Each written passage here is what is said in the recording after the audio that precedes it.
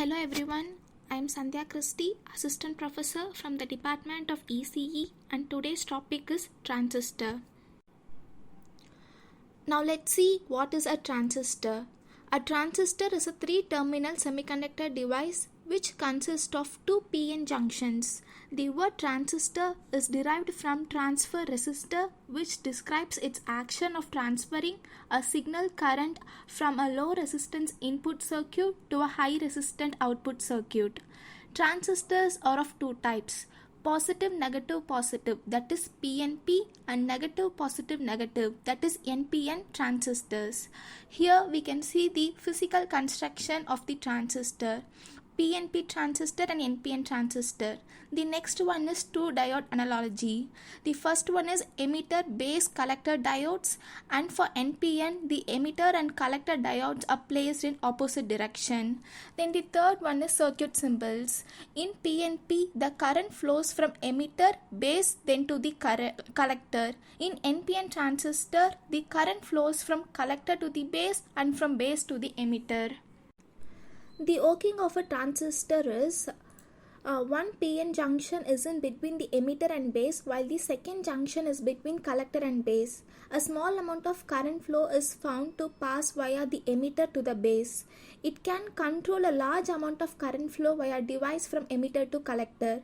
As per the operation of BJT, the base emitter junction is forward biased while the base collector junction is in reverse bias condition. When current is flowing via the base emitter junction, a current is going to flow in the collector circuit. Now let's see about terminals of a transistor. First one is emitter. The emitter is the negative lead of the transistor. This has a moderate size and it is heavily doped, and its function is to supply a number of majority carriers, either electrons or holes. As this emits electron, it is called as an emitter and is indicated by the letter E. The next one is base. Activate the transistor. The middle material in the above figure is the base, and it is lightly and thinly doped. Its function is to pass the majority carriers from the emitter to the collector, and it is indicated by the symbol B. The next terminal of a transistor is the collector, the positive lead of the transistor. Its name implies its functions of collecting the carriers. This is a bit large in size than the emitter and base, and it is moderately doped, and it is indicated by the letter C. Now let's see the characteristics of common base, common emitter, and common collector. The power gain: the common base is low, common emitter is very high, and common collector is medium. For current gain, common base is low, common emitter is medium, and common collector is high. For the characteristics of voltage gain, common base is high, common emitter is medium, and common collector is low. For the characteristics of phase angle, common base is 0 degree, common emitter is 180 degree, and common collector is 0 degree. And for output impedance, common base is very high, common emitter is high, and common collector is also low. For the characteristics impedance of input impedance, common base is low, common emitter is medium, and common collector is high. And this is shown in the table given. Now let's see about the modes of operation. A transistor can be operated in three modes. The first one is cutoff mode, the second one is saturation mode, and the third one is active mode. Now let's see about cutoff mode. The transistor acts like an open circuit and no current flows from collector to emitter in the cutoff mode. Cutoff mode is the opposite of saturation mode, which will be explained further. A transistor in cutoff mode is off, there is no collector current and therefore no emitter current. It almost looks like an open circuit. To get a transistor into cutoff mode, the base voltage must be less than both the emitter and collector voltages.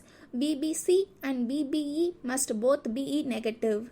In reality, VBE can be anywhere between 0 voltage and voltage from 0.6 voltage to achieve the cutoff mode. The next mode of operation is saturation mode. The transistor acts like a short circuit. Current freely flows from the collector to the emitter. Saturation is the on mode of a transistor.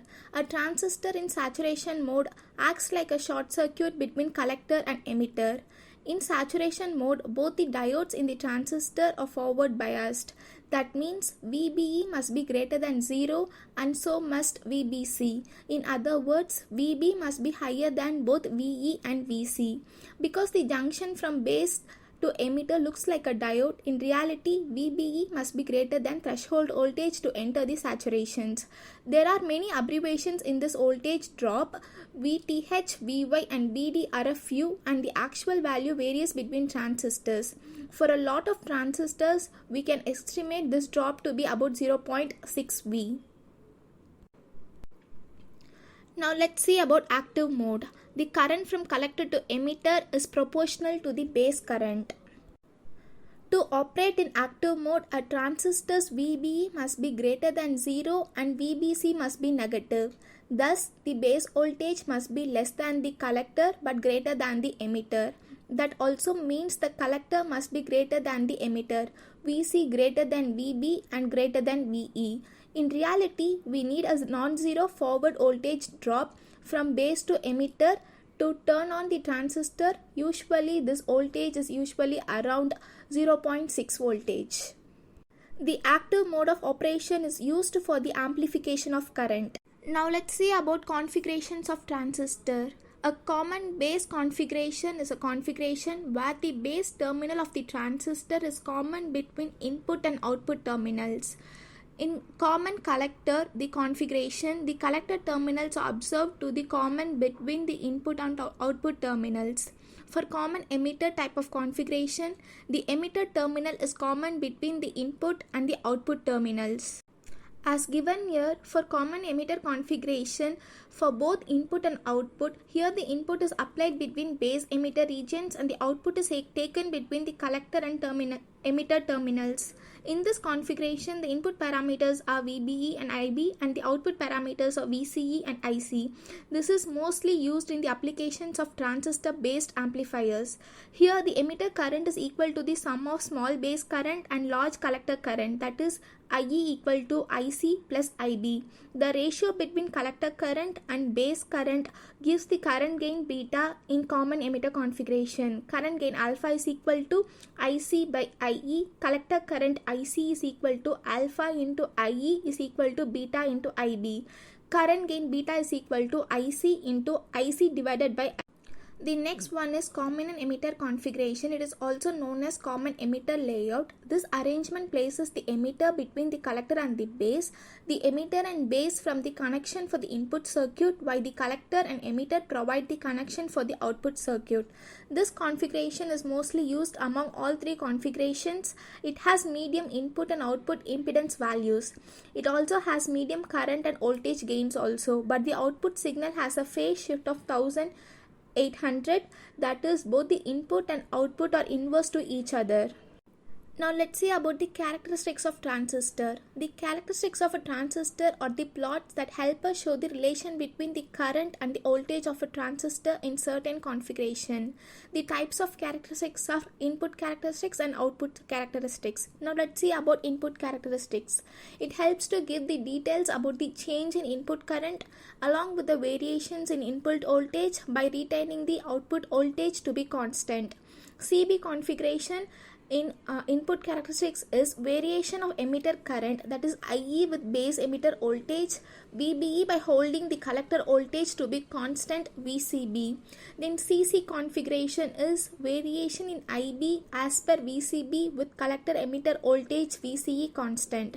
For CE configuration, variation in IB as per VBE with VCE constant. The graph is also mentioned here. Now let's see about output characteristics of a transistor. Output characteristics are a plot of the output current along with the output voltage by holding the input current to be constant. The CB configuration of output characteristics is variation of collector current IC along with VCB by holding the emitter IE to be constant. For CC configuration of output characteristics, variation in IE against the changes in VCE while IB is constant. For CE configuration in output characteristics, variation in IC with changes in VCE while IB is constant. The graph is also mentioned here. Now let's see few other characteristics of a transistor. The first one is dynamic input resistance Ri. Dynamic input resistance is defined as the ratio of change in input voltage or base voltage to the corresponding change in input current or base current, with the output voltage or collector voltage kept at constant. In CE configuration, the input resistance is very low. Ri is equal to del VBE by del IB. Here VC is constant. The next parameter is dynamic output resistance R0. Dynamic output resistance is defined as the ratio of change in output voltage or collector voltage to the corresponding change in output current or collector current, with the input current or base current kept at constant. In CE configuration, the output resistance is high. R0 is equal to del VCE divided by del IC. Here IB is constant. The next parameter is current gain alpha. Current gain for the common base configuration may be defined as the change in collector current divided by the change in emitter current when we keep the base to collector voltage constant. Alpha is equal to IC by IB. These are the few characteristics of transistor. That's it for transistors. I hope you all have a clear and brief explanation about the transistors. Thank you.